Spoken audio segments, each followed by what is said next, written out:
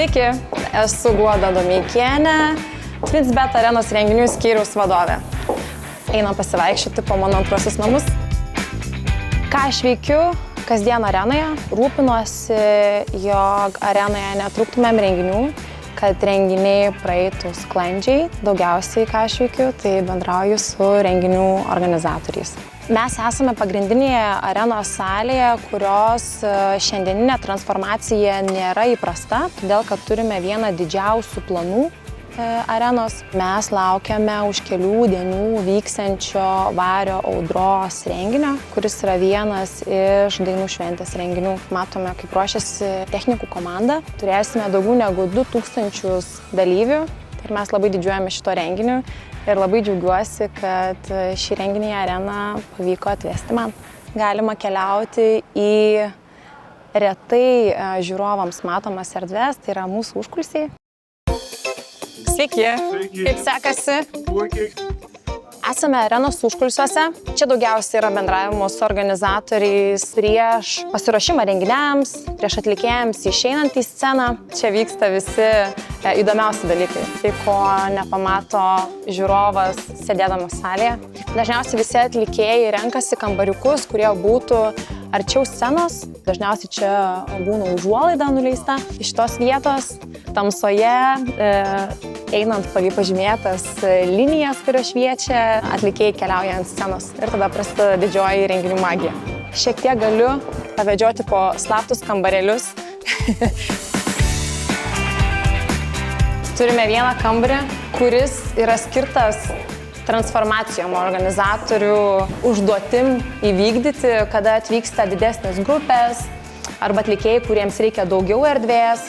Jie šitą kambarėlį transformuoja absoliučiai taip, kaip jie nori. Čia gali atsidurti ne vienas didelis veidrodis, atlikėjams patogios sofos, krėslai, gėlės ir panašiai. Ir lygiai taip pat iš to kambarėlio mes turime labai patogų patekimą į salę. Ko reikia kiekvienam atlikėjui, tai kad būtų suteiktas visiškas komfortas besiruošiant, kad nebūtų triukšmavimo, nebūtų nelaikų kažkokių darbų vykdomų ir panašiai. Šiaip mūsų lietuvių atlikėjai yra pakankamai lengvai sukalbami ir kažkokių didelių įnorių tikrai neturi. Šios duris jos atsirakina tik tais turint stebuklingą raktą. Mes patenkame į Premium Lounge erdvę, kuri yra nuomojama atskirai ir renginiams. Mažesniems, privataus tipo renginiams, produktų pristatymams, mini apdovanojimams, mini parodoms. Šita erdvė, kuo jinai yra ypatinga? Nereikia naudoti visos arenos koridorių, todėl kad mes turime atskirą įėjimą, atskirą rūbinę, gražiai laiptukais nusileidžia lankytojai ir jie patenka į jau paruoštą renginiui nedidelę, jaukią erdvę. Turime ir dar vieną išskirtinę erdvę arenoje, tai yra mūsų krepšinio klubo fanų zona.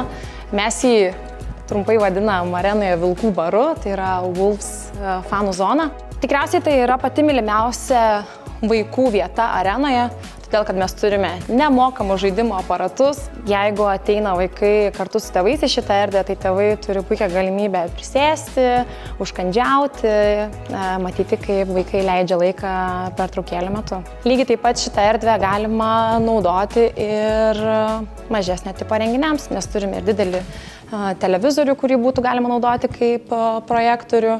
Ir lygiai taip pat galime sukurti labai jaukią erdvę, kurioje galite pristatyti savo produktą, vesti mini apdovanojimus ar švęsti kažkokią šventę.